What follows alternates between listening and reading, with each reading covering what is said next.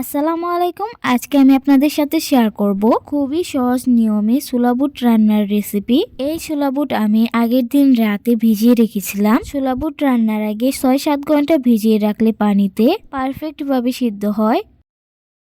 ছোলা বুটের সাথে আলাদা প্লেটে কেটে নিছি 2টা আলু, 1টা গাজর। আমি আলু আর গাজর কিউব কিউব করে কেটে নিছি। এবার পাতিলে অল্প একটু পানি দিয়ে সবজি ছোলা বুট সিদ্ধ করে নিচ্ছি।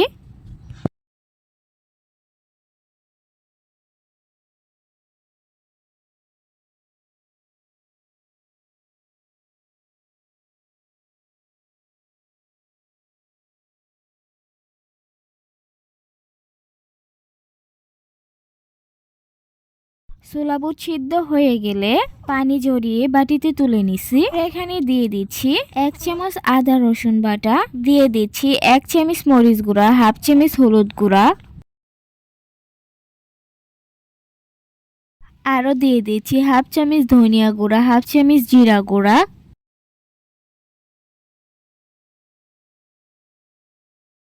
এবার আমি স্বাদ বাড়ানোর জন্য এখানে 1 প্যাকেট ম্যাগি মশলা দিয়ে দিচ্ছি। এবার হাফ চামচ লবণ দিয়ে সবকিছু ভালোভাবে মিক্স করে নিচ্ছি।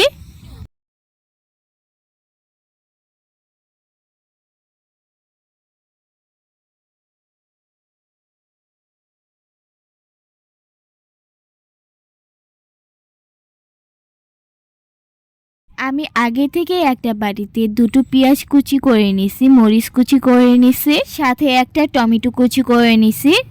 এবার কড়াইয়ের গরম তেলে পেঁয়াজ কুচি মরিচ কুচি ভেজে নিচ্ছি। পেঁয়াজ কুচি মরিচ কুচিতে অল্প একটু কালার আসলে দিয়ে দিব টমেটো কুচি।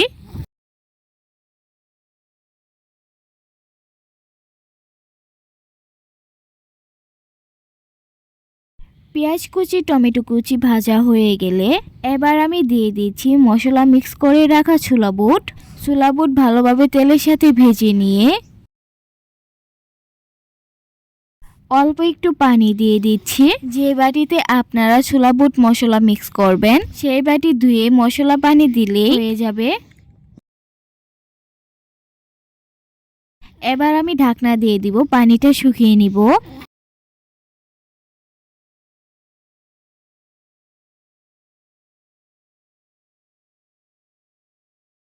পানি ভালোভাবে শুকিয়ে নিয়ে এবার আমি এখানে দিয়ে দিচ্ছি চালের গুঁড়া মিক্স করা পানি।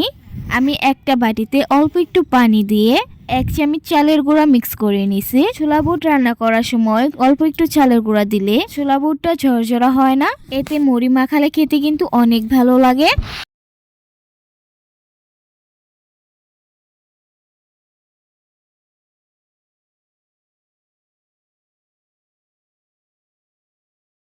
এভাবে ছোলা বুট রান্না করলে খেতে কিন্তু অনেক মজা হয়। বাসায় এইভাবে একবার হলেও আপনারা বানিয়ে দেখতে পারেন। আল্লাহ হাফেজ।